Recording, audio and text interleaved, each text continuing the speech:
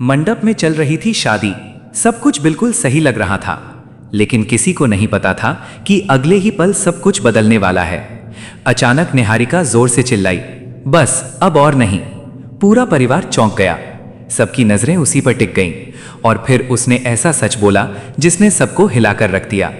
निहारिका ने कहा, आज मैं सब कुछ सच सच बता दूंगी। मेरी हर साजिश में मेरे साथ थी ये बुढ़िया। ये सुनते ही मंडप में सन्नाटा छा गया। दादी का नाम सामने आते ही हर कोई हैरान रह गया। कोई यकीन ही नहीं कर पा रहा था। दादी गुस्से में बोली, ये सब झूठ है। लेकिन निहारिका रुकने वाली नहीं थी। उसने एक एक राज खोलना शुरू कर दिया। अब तक जो छुपा था वो सब सामने आने लगा। लेकिन तभी असली तूफान आ गया। प्रथम गुस्से में आगे बढ़ा। उसकी आंखों में आग थी और उसने जोर से कहा, आप दोनों ने मिलकर राधा को मारने की कोशिश की है। ये सुनते ही पूरा माहौल हिल गया। राधा ये सब सुनकर पूरी तरह टूट गई।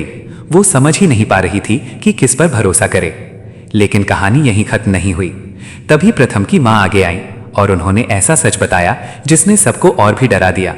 उन्होंने कहा, सिर्फ राधा ही नहीं, हमें भी मारने की कोशिश की गई थी। सब लोग एक दूसरे का चेहरा देखने लगे। अब डर और बढ़ चुका था। फिर उन्होंने उस पुराने हादसे का जिक्र किया। याद है वो लोटस वाला हादसा, जब अचानक बिजली का झटका लगा था। सबने उसे एक्सीडेंट समझा था, लेकिन वो एक्सीडेंट नहीं था। वो एक प्लान था, एक साजिश, और उसके पीछे थी निहारिका। अब पूरा सच सामने आ चुका था, लेकिन सवाल अभी भी बाकी है। क्या यही पूरी सच्चाई है, या अभी और भी राज खुलने वाले हैं? क्या दादी और निहारिका सच में दोषी हैं, या फिर कोई और इस खेल का मास्टरमाइंड है? आगे क्या होगा? क्या सच पूरी तरह सामने आएगा, या फिर कहानी में आएगा एक और बड़ा ट्विस्ट?